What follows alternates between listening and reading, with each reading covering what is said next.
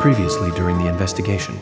These puppies are making me go to another town in the boondocks again. I didn't think you'd keep me waiting in the rain for so long. Welcome to Greenville. I'm the sheriff, George Woodman. Call me George. There's definitely something in this town. Do you feel it, Zach? My coffee warned me about it.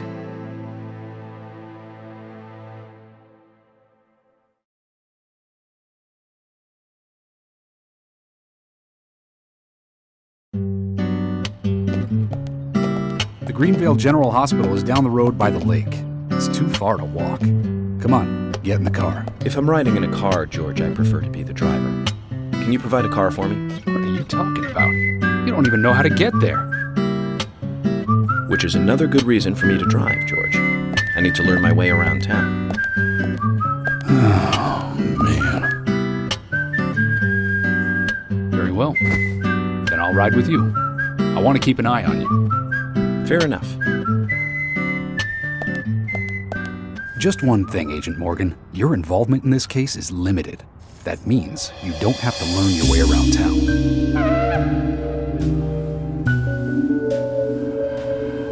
George, we'd better get moving. The hospital closes at 2100.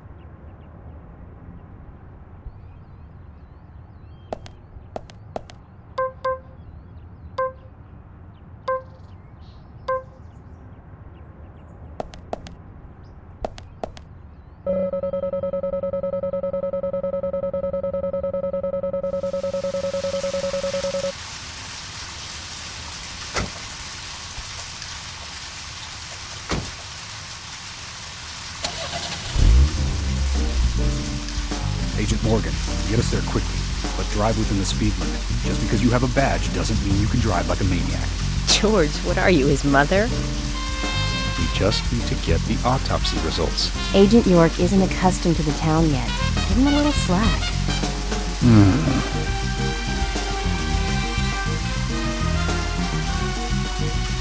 Well then, Agent York, let's get going. Sure, sounds good.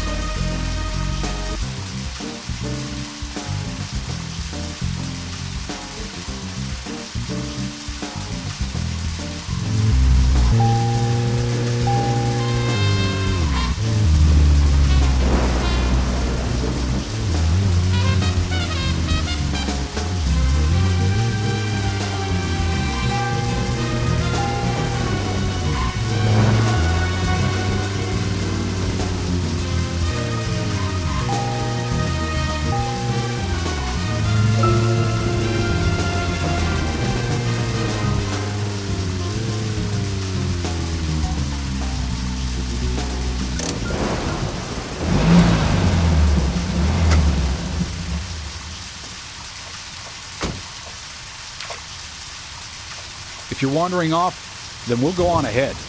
We don't have time to mess around. Okay, I'll meet up with you later. Agent York, the hospital closes at 2100. Please make it inside before then.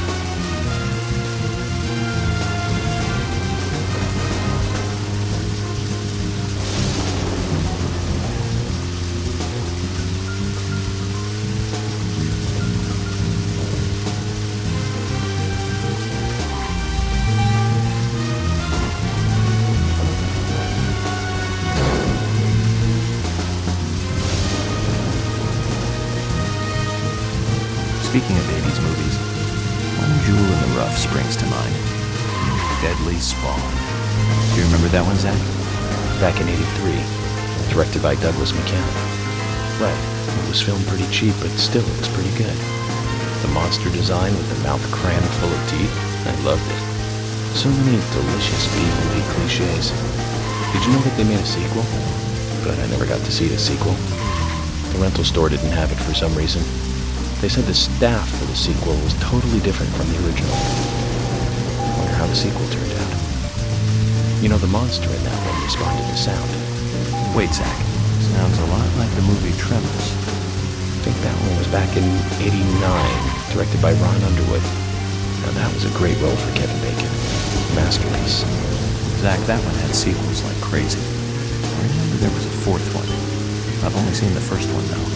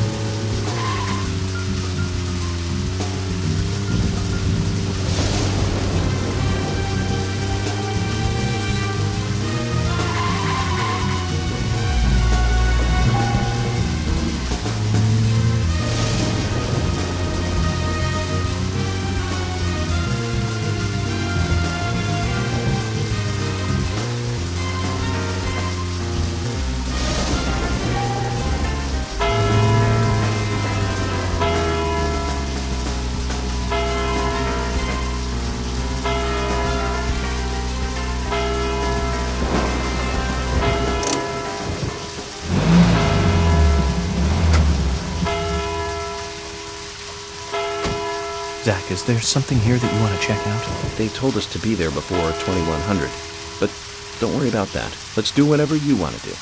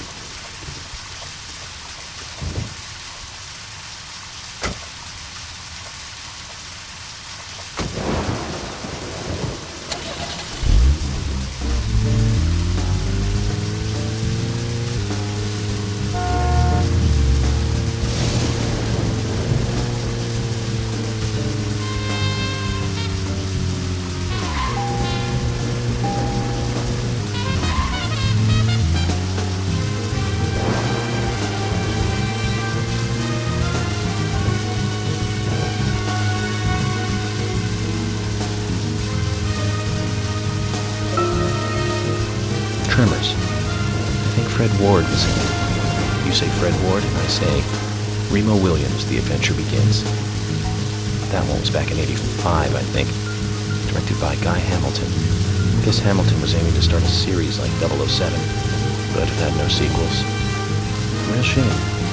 Do you remember the martial arts they used in that film? Called Sinanju? The ultimate in martial arts, using no weapons at all. Remo's master Chun ran across water, remember?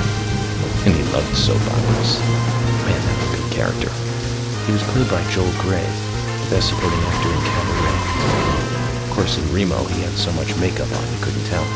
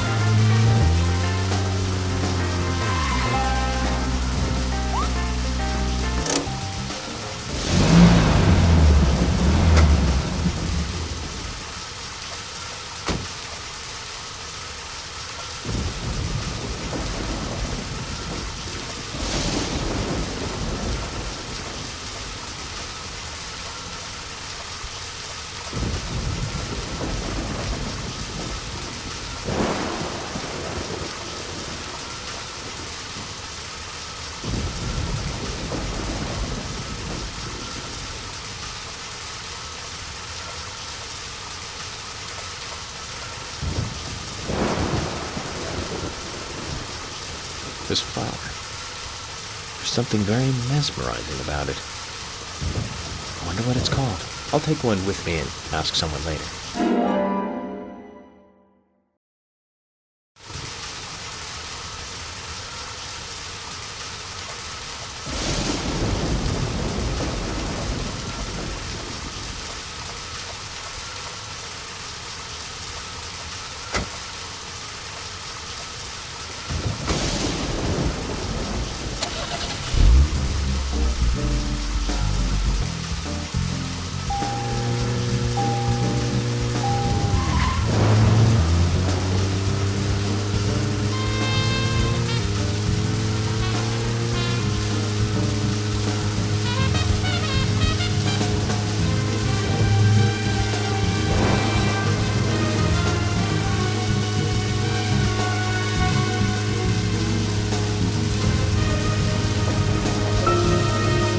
Joel Grey's daughter is, of course, that's right, Jennifer Grey. You know that, right, Zach? Jennifer Grey. She's in one of my most favorite movies, Ferris Bueller's Day Off, 1986, directed by John Hughes. That one was so 80s. Zach, you're not the most cheerful guy I know, but you really do like those cheerful movies. Oh, Zach, we're here.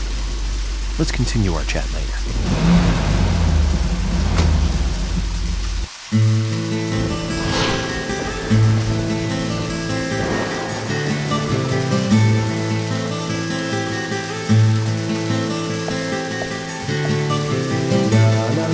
Agent Morgan, have you no respect for rules and protocol? We were waiting for you, and now you try to go in by yourself. Oh, George. I didn't see you in the parking lot, so I thought I'd wait inside.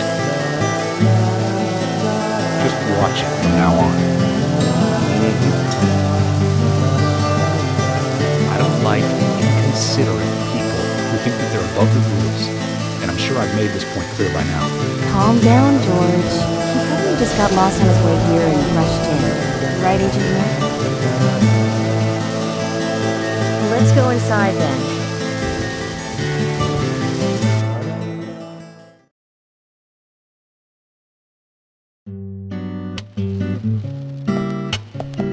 Hello, Sheriff.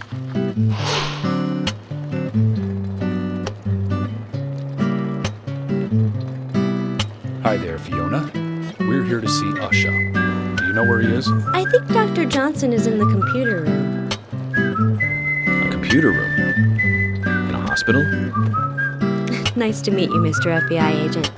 The computer room is where our employees share a computer. Very nice to meet you, too. I'm FBI Special Agent Francis York Morgan. How did you know I was FBI? Easy. None of the police in this town wear cologne. Besides, that scar on your face is the biggest rumor in town. Rumors get exaggerated as they spread, even in the countryside. What's that you're reading, if I may ask?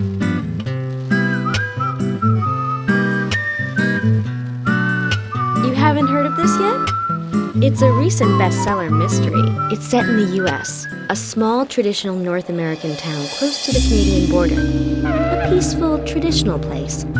However, that peaceful town is shattered by a terrible crime, the murder of a local girl. And that incident causes grief and sadness to everyone in town. But everyone feels the seditious, heinous evil still lurking alive. Yes, much like the situation right now here in Greenville. Fiona, don't say that. Sorry, I shouldn't have said that. With Anna dead and all. Don't worry. Books are written to entertain, and it's good you're enjoying it. What we're faced with here is a terrible crime committed in a real world. Much different from that of a novel. So there's no need to apologize. Thank you, Agent York.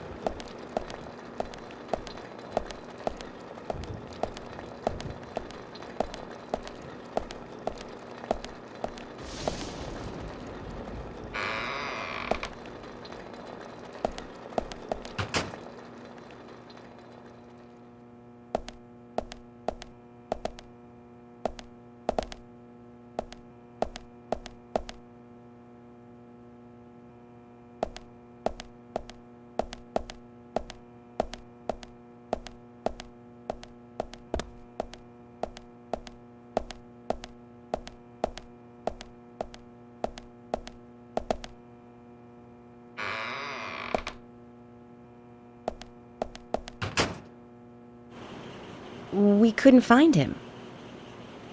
Fiona needs to check her information. No, I don't think so.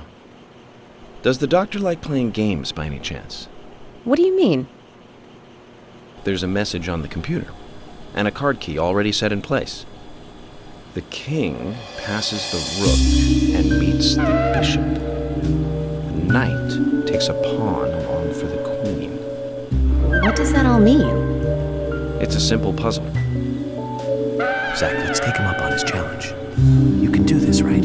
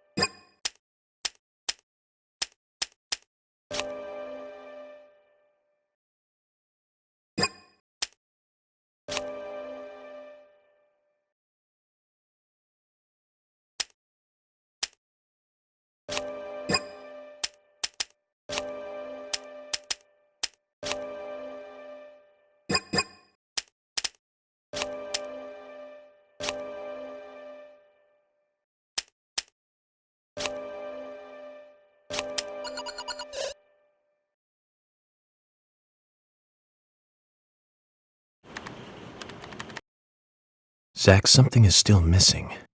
We need more clues.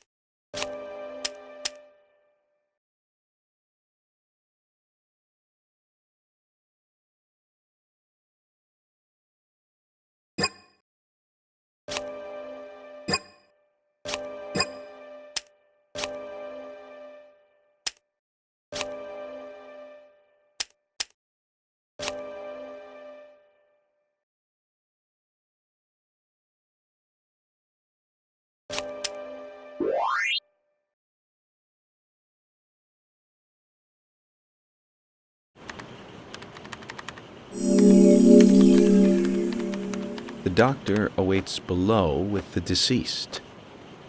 Another code? But there's nowhere to insert a password. More games. I'm going to get Fiona to call Usha up here right now. No need, George. The message appeared with the card key. It's telling us where to use it. This is not the time to be joking around, Agent Morgan. Dr. Usha is below with the deceased. With Anna. Below being underground, I take it. Simple. Simple. Then it's time to meet the mischievous architect of this little game. Nah.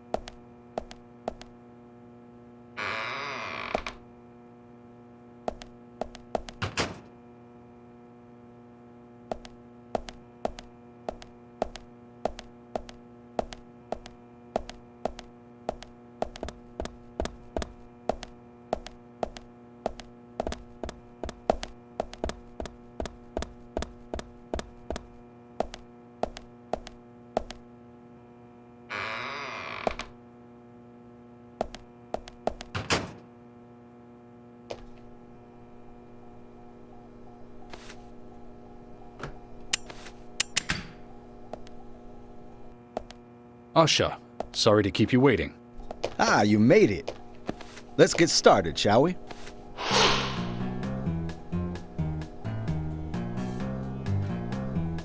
This is Agent Morgan from the FBI. Nice to meet you. I'm Usha Johnson, the doctor in this hospital. FBI Special Agent Francis York Morgan. Please call me York. Everyone calls me that. Very well, Agent York. Are you a forensic practitioner? Let's just say I've dealt with corpses before. That battle of wits, by the way. Did you create that yourself? I just wanted to see if our FBI agent could handle the task. I see. Well, it was pretty fun. Oh, I'm glad you liked it. We don't have much time. We need those autopsy results.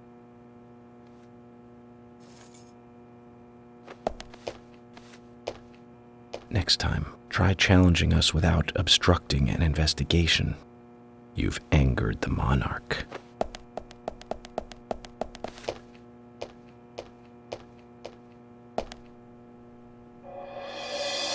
From the onset of rigor mortis, the stiffening of the muscles, the time of death is estimated to be between 20 and 2200 hours. That's still quite early for such a crime to take place. Note that there are 2 exterior wounds, pressure marks around the neck, and a long cut running from chest to abdomen. Blood marks on her right hand tell us she was gripping something round in her right hand.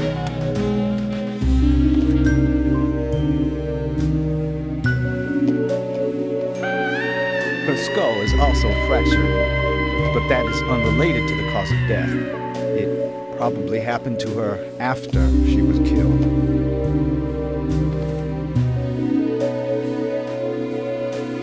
Now, I first thought death by suffocation due to the marks on her neck, but after further investigation, I now have a different conclusion.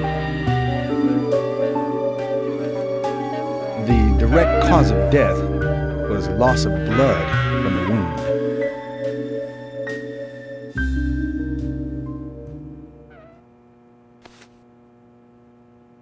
Which means... She was cut up while she was still alive. Yes, a sharp knife was used. It was inserted beneath the sternum and then quickly sliced downwards. The excessive loss of blood from her internal organs is what actually killed her. Her nails are clean, and with no skin cells from the attacker. She also doesn't appear to have been bound nor badly beaten. She was apparently killed without resistance. The most tragic thing, however, was that she was unable to speak her story to anyone who could hear her cries.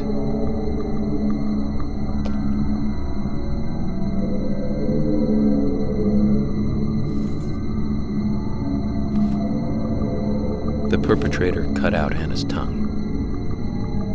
Well, I believe she was drugged first to phase her consciousness, and then the killer killed her. Now, the killer most likely has a deep, traumatized past concerning women. He probably cannot converse with them normally. Cutting out the tongue suggests a very lonely individual. Either that or a truly hardcore sadist. He must get off on watching women suffer, especially when they can't answer back. Now, he watched as the blood pumped from her body, as she gradually grew cold. A case in Seattle in 1985 was much like... Usha, please, limit your report to your findings as a doctor. Criminal profiling is my job.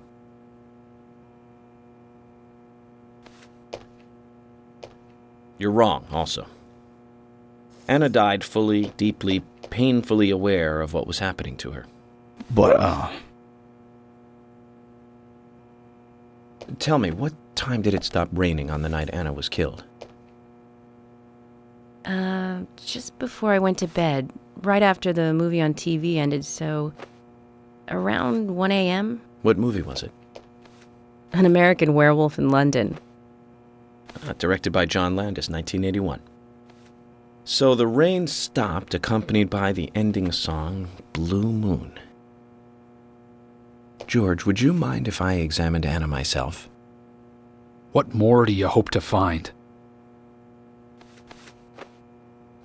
I'm sure I mentioned that I have a personal interest in cases like these.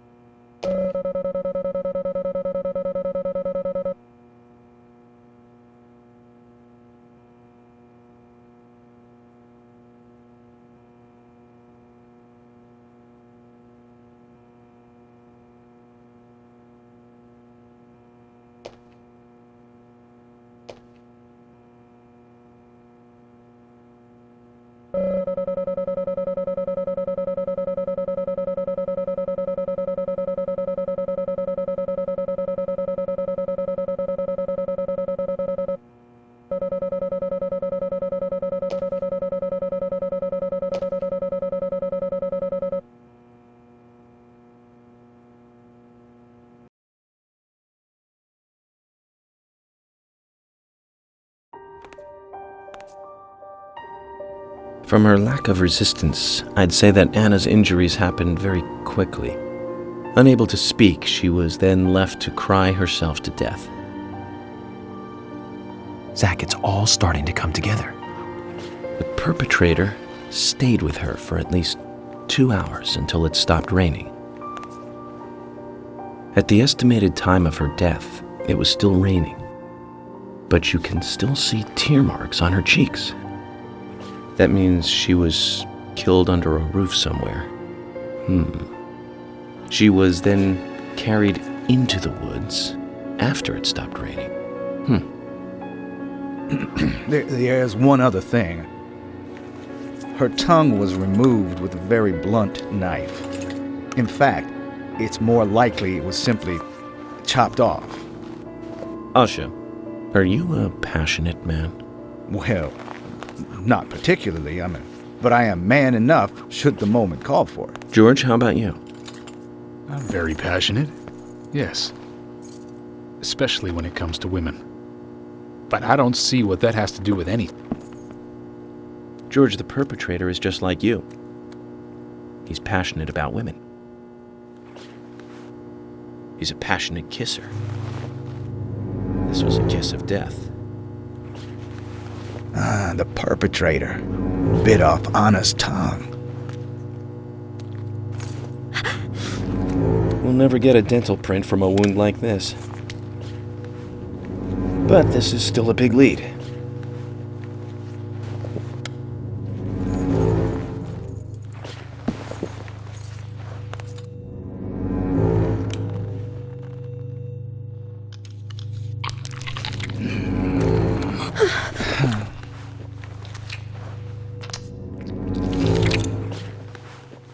Jackpot, Zach. A shame, but our old-time all-American sightseeing tour just came to an end. This case is now under the jurisdiction of the FBI. I'm assuming command. I'll need you to assist me in the investigation. What in the hell do you mean, Agent Morgan? I know I said I was passionate, but you can't think I did this. That's not why I'm assuming command, George. You're a suspect just as much as every other passionate man on Earth. Let me show you something.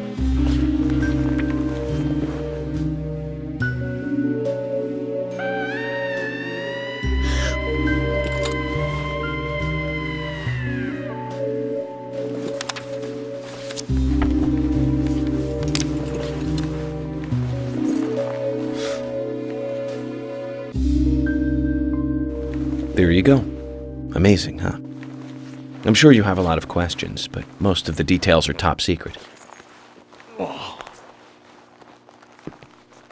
George, Emily, we should be going. No need to stay here any longer. Okay. I have to sign the release. Just give me a moment. Very well. I'll go on ahead. I can't take it any longer down here.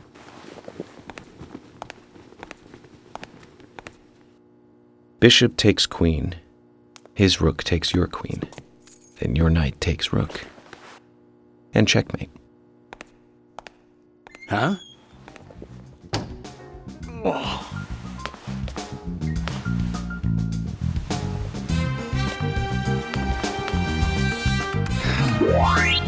My first victory in the Grandmaster ranking.